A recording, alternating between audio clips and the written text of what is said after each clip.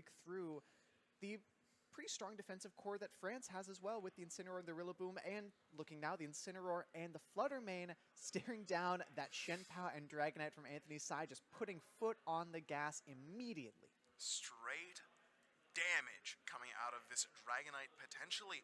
However, the Incineroar and the Flutter Mane definitely, I think, also shout out Wolf's #1 fan. Of course. France is definitely trying to call this lead, I think, and just try and put his foot on the brakes as much as possible. As definitely, Chien-Pao, D-Knight, these are probably two of the Pokemon that they like to see the least in general on France's team. Certainly, and we do get confirmation the special attack Protosynthesis boost from Booster Energy for this Flutter Mane likely means that it's not going to be as fast as the Chien-Pao on Anthony's side, a Pokemon that's generally trained to be just about as fast as it can go. But it will mean that this Flutter Mane will put out just sheer amounts of damage, as it will be the Terra Fairy immediately coming out from France. The Terra Fairy will mean that it's no longer able to be neutral to this extreme speed coming out from Dragonite. So if Dragonite does decide to lock into extreme speed on this turn, that will mean that it could potentially go for it into the Flutter Mane next turn. Yep, and we do see the Terra Normal come out from Dragonite, not only getting rid of the Fairy weakness that Dragonite generally has from its Dragon typing, but will power up a potential extreme speed that I think we can say pretty safely it's clicking right now, going into the Incineroar, and not quite just a enough. sliver of health as the Dazzling Gleam comes out, and this will do some decent damage into this Dragonite, but thanks to this Terastallization will mean that it will not be going down to this Dazzling Gleam immediately, but doing a solid half of its health as the Parting Shot goes off into the Dragonite, and we will see something else coming out on France's side. That all around a very strong turn from France. Our lone senior competing here at the Balance Patch Cup today is going to put himself in a pretty strong position going into turn 2. Of course, the Dragonite still threatening a pretty strong amount of damage with that Terra Normal extreme speed with the Sword of Ruin, but not going to be at its full power now that it has been weakened just a little bit by that Parting Shot from the Incineroar.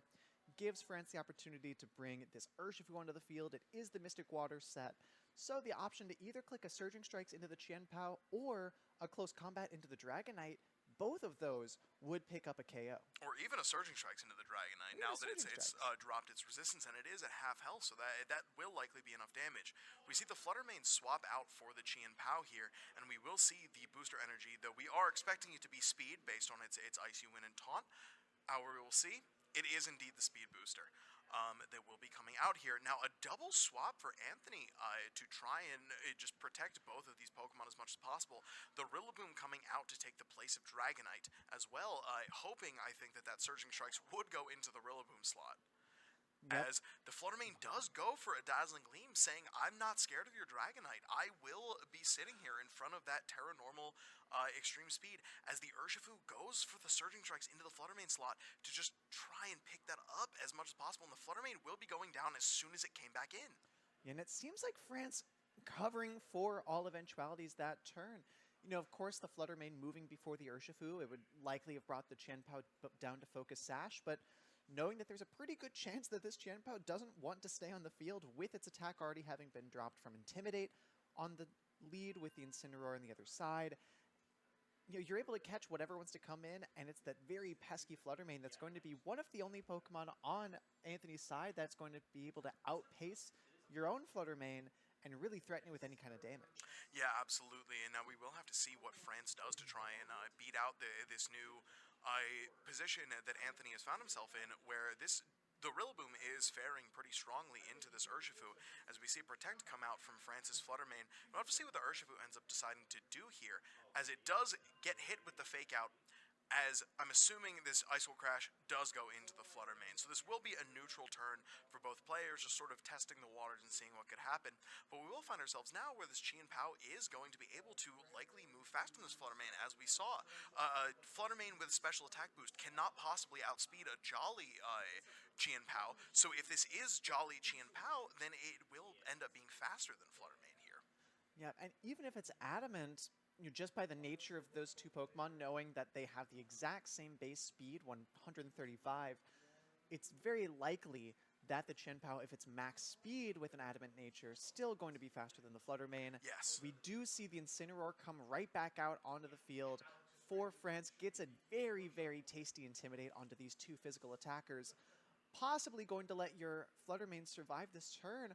The Sucker Punch going out into what looks like the Urshifu slot, seeing that it had failed, and a follow-up Grassy Glide will take out the Incineroar, but leaving this Fluttermane once again wide open to click another Terra Fairy Dazzling Gleam. Will not pick up a KO this turn, but knocks the Chien-Pao down to Focus Sash and dealing a massive amount of damage to this Assault Vest Incineroar. Rillaboom. Yeah, absolutely. A ton of damage coming out, and then once the Urshifu comes back in, it will be able to threaten using this Aqua Jet into this Chien-Pao. Because the Chien-Pao, all it would be able to do to retaliate is click Sucker Punch, and neither of the Pokemon on France's side especially care about getting hit by a Sucker Punch. As this Fluttermane now is completely resistant to Dark-type moves. Yeah, there really is not that much counterplay on Anthony's side to an Aqua Jet plus a Dazzling Gleam. You know, it could be a Sucker Punch plus a Grassy Glide into this Fluttermane, but you know, now that it does resist the Sucker Punch, now that both the Rillaboom and the Chien-Pao are down to -1 attack from the Intimidate, I'm not convinced that's going to pick up the KO. If the Chien-Pao switches out to the Dragonite, you know, they could survive the Aqua Jet, but the follow-up Dazzling Gleam not going to do all that much, and now the Chien-Pao forced into a position you never really want to be in against an Urshifu, which is the Protect, but getting the turn right as the Urshifu on France's side does detect, blocking the Grassy Glide, but once again, the Fluttermane free to click this special attack Photosynthesis boosted Dazzling Gleam, and it will be able to pick up a KO this turn.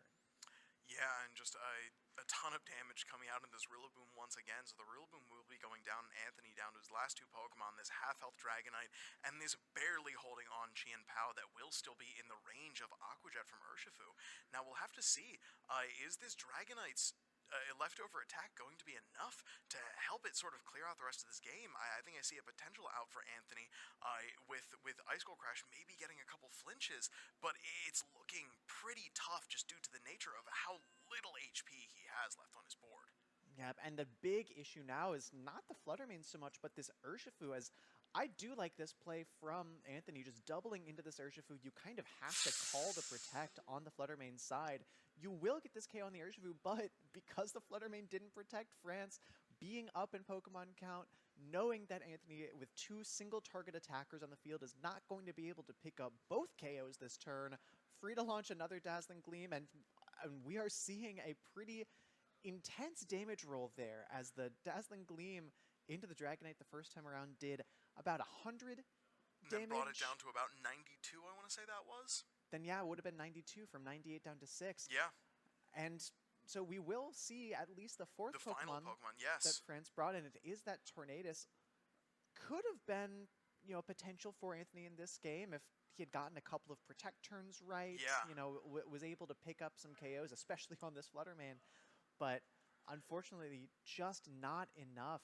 Important to note as well, this Tornadus is the Focus Sash item, so even if those Protects had sort of come into play, and this Tornadus had been able to get onto the field, it still would have had to take at least 2 Extreme Speeds if it was even the only Pokemon left on the field. So still a little bit more up in the air in terms of finding the ending of this game, but we see France take the beginning of this set.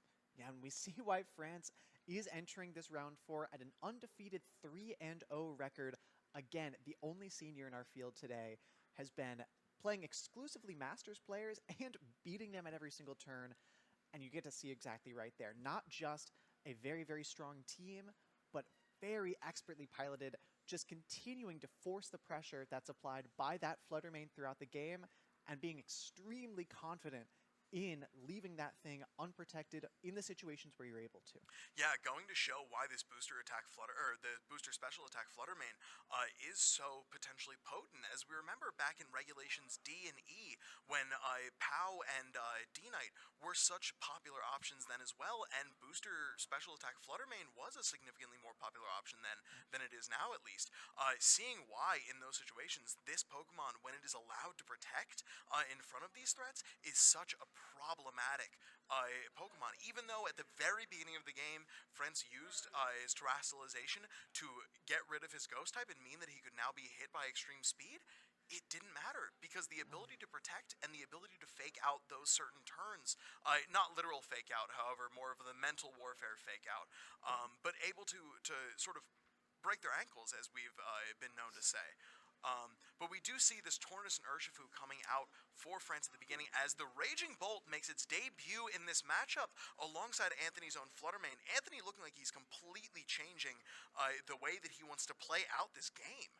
Yeah, both of these players changing up their leads quite a bit, and I think it really gives a big advantage to Anthony just seeing this Raging Bolt on the field in front of a Tornadus and an Urshifu. That's exactly the position you want to see a Raging Bolt in. Should be pretty safe to go for something like a Calm Mind on this first turn, give it some offensive pressure moving forward in the rest of this game, and had this just been another Fluttermane lead from Frantz's side, I think he would have been in a much stronger position. Yeah, I was going to say, based on the Game 1 lead, Anthony had to make a really, really hard call here to say that Frantz was not going to go for the same lead as Game 1, as the lead that Frantz went for in Game 1 was very, very painful against this Raging Bolt here. So a good call on Anthony's side, expecting Frantz to go for something that might not be as strong into Raging Bolt as he didn't bring it in Game 1. Yep, and still options for both of these players. For Frantz, you're likely not going to be able, or for Frantz, you're not likely to see both of his Pokemon be KO'd this turn, especially with the Terastallization coming out. Urshifu becoming the pure water typing should get some pretty solid damage off this turn, but also going to be an indication no Protect coming out from that Pokemon likely, as it seems like a very aggressive turn for both of these players. A Moonblast just under half of Urshifu's HP, Raging Bolt dodging the Bleakwind Storm, and that hardly matters. Yeah, especially with this leftovers on Raging Bolt, it's going to recover that damage off pretty effectively. We will see Surging Strikes into the Fluttermane, picking up another early knockout for Frantz.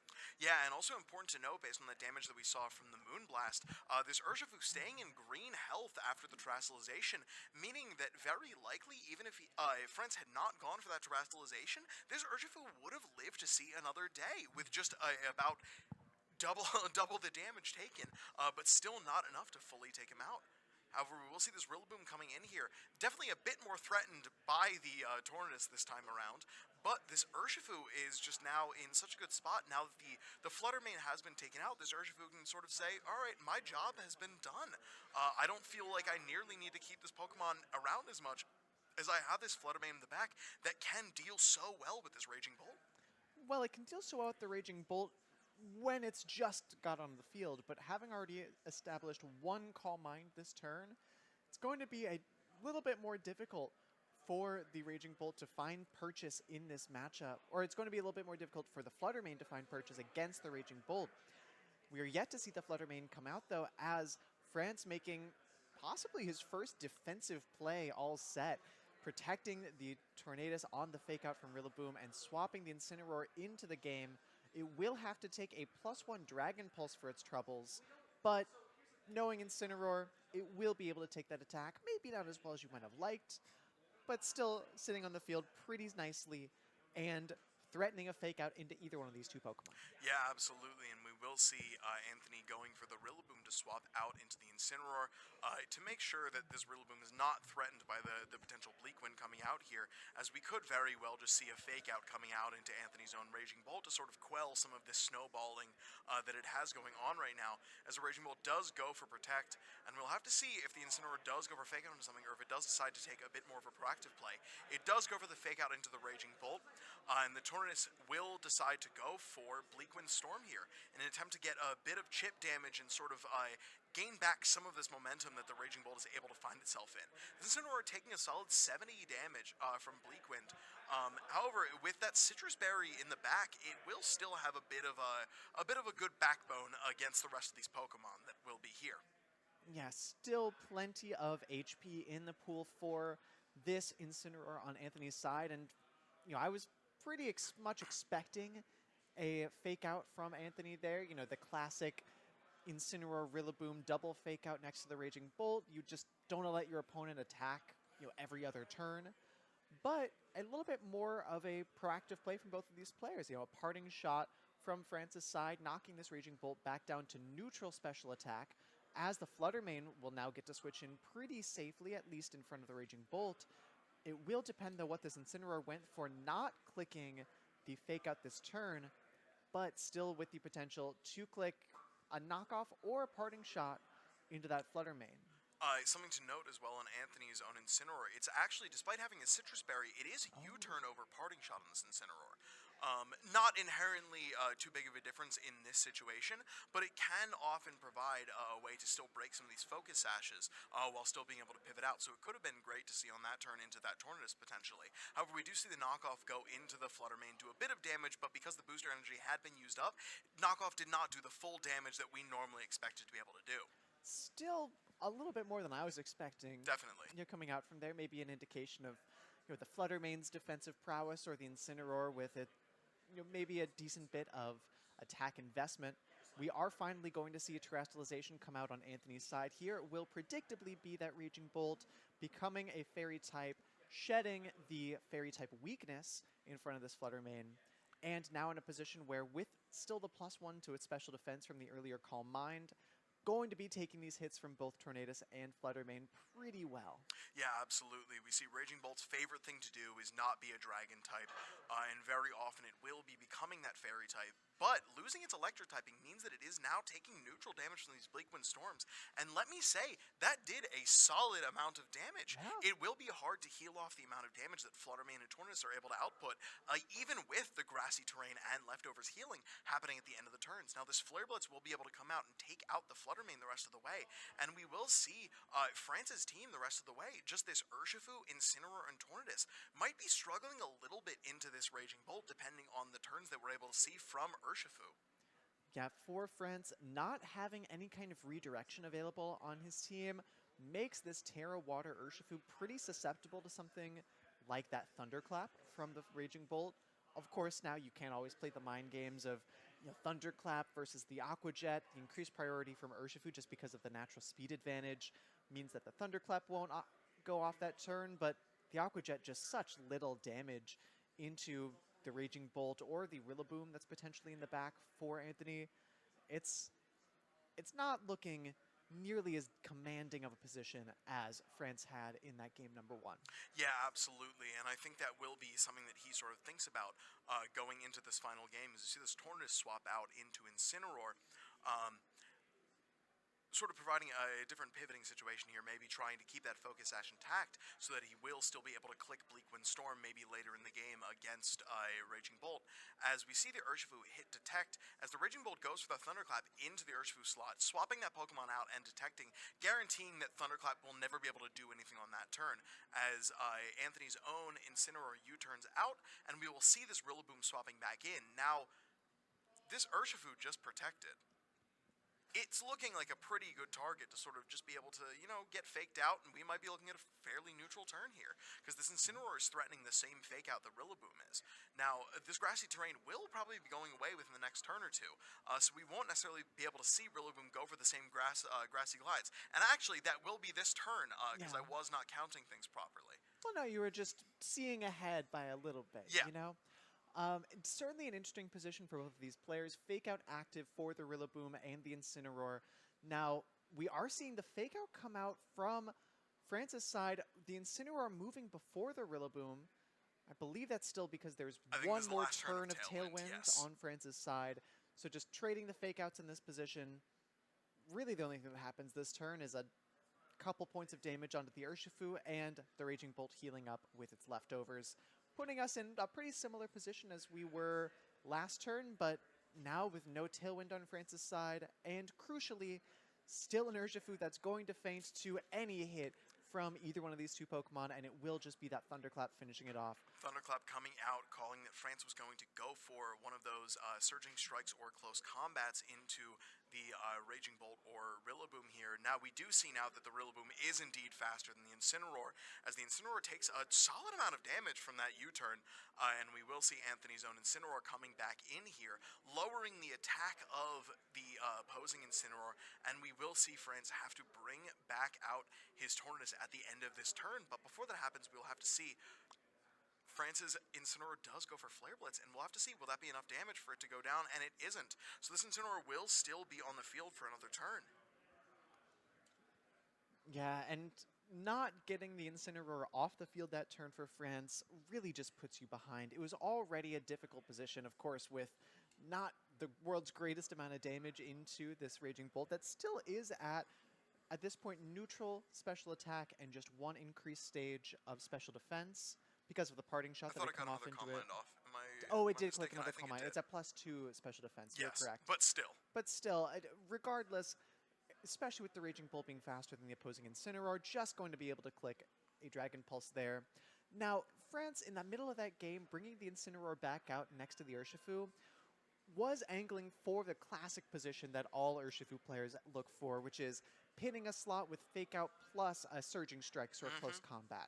You know, you're not able to protect in front of Urshifu's moves that make contact, so you potentially set up that position where your Urshifu can deal real damage into this Raging Bolt, but with Anthony getting the initiative that turn, getting the U-turn off, Rillaboom back onto the field, just nothing, no gaps that France could take advantage of, and giving Anthony a pretty effective, pretty clean Game 2 victory, even though it really just ended up being the Raging Bolt standing alone on the field as the lasting image from there. Yeah, well, I think there's a great way to sum up most of Regulation F, and I think it does come down to that Pokemon.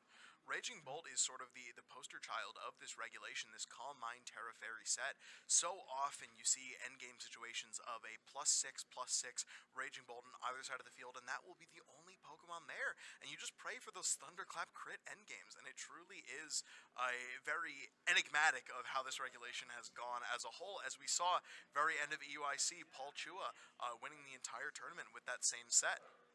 Yeah, just a couple of differences on Anthony's team versus the more traditional Raging Bolt balance, especially run by Paul Chua. No Landorus onto this composition, but or Ogerpon Hearthflame, or Urshifu, or any of those more common Pokemon. Paul's actually deciding to not go for the Landorus, surprisingly, though many are opting to go for that now. And hey, that just goes to show how much I was paying attention with some of those sets, because the games can go a little bit long. Snooze fest. Can be a little bit difficult to stay awake for all of those, but very effective Pokemon nonetheless, and still one of my favorite play styles. Absolutely, absolutely. Very hard to punish play style as a whole. For that reason, it will be interesting to see how these players sort of swap things up going into Game 3. As we noted at the beginning of Game 2, that Raging Bolt lead pretty hard to start with if France were to lead that Fluttermane again. So we'll see. We will be seeing the same lead come out for France. I guess just trying to call that Anthony would not go for the same lead, but just sort of doing the same thing.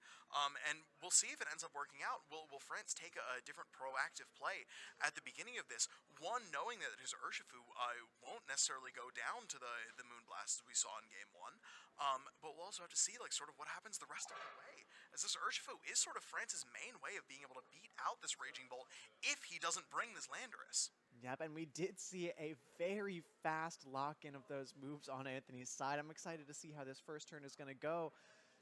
Potentially foregoing the Calm Mind that was so effective for him in game number 2. Really just focusing on getting damage on the board early, showing how he might want to approach the second game, and really just trying to put the pressure on France to make a decision. The Terra Water's not going to save you from something like this Thunderclap from Raging Bolt, as the Tornadus will switch out on France's side, give him just a little bit more breathing room, bring the Incineroar onto the field rather. I'm curious to see if this Urshifu will protect, and it does. It does click the detect, going to keep it very safe, and put France in a pretty strong position heading into this turn number 2 as the Thunderclap and the Moonblast both go wanting into the detect of the Urshifu. Yeah, a good change up from that play and a good call from France being able to say, hey, I know that in Game 1 I sort of left this piece wide open and ready for you to be able to Thunderclap it. Let me see if you call it this time.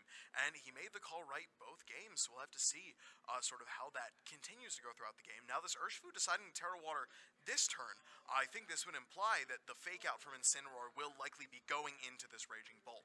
You would have to imagine otherwise an extraordinarily gutsy play, but not zero damage coming out from that fake out as we see the Moonblast from Fluttermane doing significantly more damage this time around, getting pretty high damage roll there. The close combat going into the Raging Bolt knocks it down below half HP. It's pretty well damaged at this point in the game and does not have any of those Calm Mind boosts, but if you're Frantz, you still have to contend with this Fluttermane that's just threatening Moonblast damage into both of your pieces on the field. Yeah, and at the end of the day, you also still have to contend with this Raging Bolt, because after that close combat, it did not go down, nor was it likely to in that situation. But you've now used up your Terastallization and are likely going to lose this Pokemon on this turn or one of the subsequent turns, because it is at such low health, and Urshifu not known for being the most bulky of Pokemon. Yeah, especially on the specially defensive side. Yeah. Does not have the greatest resources there, but going to keep it safe is Frantz. We'll possibly see the fourth Pokemon here, but it will just be the return of that Tornadus. With the Focus Sash, should allow it to stay on the field for at least this turn, as the Moonblast goes into that slot, getting the special attack drop, and a Calm Mind from the Raging Bolt, now in a position to start being a little bit more greedy, get those stat boosts going. Yeah, definitely. Anthony trying to take advantage of the position that he had. Well, that knockoff will do a considerable amount of damage into Raging Bolt, more than I would have expected. I think sort of giving a little bit of an inclination in terms of the offensive investment on Frantz's Incineroar. Yep, and putting this Raging Bolt now into a position where it can be knocked out by most anything on Frantz's side. Still certainly have to get through the Speed Booster Fluttermane. It's going to be a bit of an issue, plus the remaining two Pokemon in the back for Anthony, but you have pretty effectively neutered the Raging Bolt that was the key to victory for Anthony in that game number 2. Yeah, that really big damage sticking point. Now this Rain Dance coming out from the Tornadus sort of, I guess, being able to go in the future and say, now this Aqua Jet that I can potentially put off will do a good bit more damage, but that Moonblast going into the Tornadus does guarantee that there will be no Tailwind coming out for Frantz's side. This speed will never be in the favor of Frantz anymore throughout the game, as this booster speed Fluttermane will outspeed everything on Frantz's team. Yes, the good news, though, is that we do see the Parting Shot go out into that Fluttermane, Incineroar getting off the field, lowering the Fluttermane's special attack stat by 1 stage. So now you're in a position where your Urshifu possibly, I would say fairly likely survives another Moonblast, and now we see why that Rain Dance was clicked, not just for the Urshifu, but for this Landorus. Being able to click now 100% accurate Sandsear Storms into either one of these Pokemon on Frantz's side is a very, very strong position to be in. It really will just come down to the final 2 Pokemon that Anthony has, but Raging Bolt... Double Protect! Getting the Double Protect, just a 1 in 3 chance as the Aqua Jet now comes out. Does it go into that slot? No, it attacks into the Fluttermane. It goes into the Fluttermane and does a considerable amount of damage, but it's not enough, as the Landorus will take a solid amount of damage from this Icy Wind, and both of their speed will be dropped in the situation. Now, it would have been interesting to see the speed interactions between these 2 Pokemon if this Landorus would have still outsped the Raging Bolt in this situation, but I think the most important thing that we'll see ourselves now at is that this Raging Bolt could now potentially outspeed the Urshifu. So now this interaction that we had before, where the Aqua Jet is your only way of getting around Thunderclap, that might not be the case anymore. This Raging Bolt could outspeed the Urshifu and be able to click this priority Thunderclap in front of the priority Aqua Jet. Yeah, it becomes a really difficult position to navigate if you're Frantz, because not only could the Raging Bolt be faster than the Urshifu, if the Raging Bolt is faster than your Landorus at this point in the game, you don't even have to worry about clicking Thunderclap or any electric type moves into that slot, or even surviving a hit from the Landorus.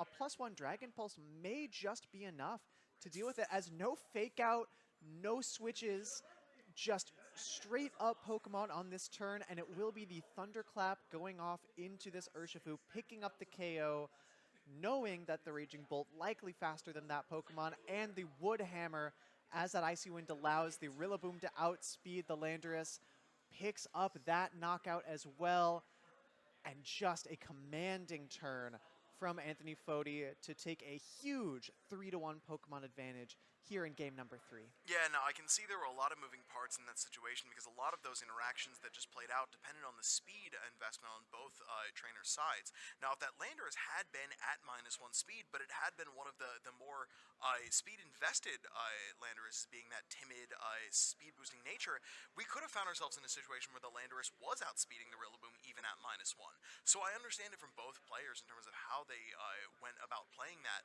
but we saw at the end that Anthony was able to get the win over France due to some of those speed interactions. What a wonderful set from both players. Definitely a very courageous lead both times from Anthony, leading that Raging Bolt into the face of the potential Fluttermane. Just sort of calling that France was not going to go for that. Yeah, and France not even bringing the Fluttermane in game number 3. Yeah. After it had essentially won him game number 1, but proved to be not anywhere near as effective in game number 2. Seeing these decisions that the players have to make, and of course, with the way that went, the Raging Bolt just proved again it is still that strong, even without its leftovers, even without a Calm Mind on turn 1, still just doing too much damage there, and bringing Anthony Foti now to a 3-1 record, giving him a very good opportunity to make one of our top 4 slots for Top Cut, which we will see right after this break.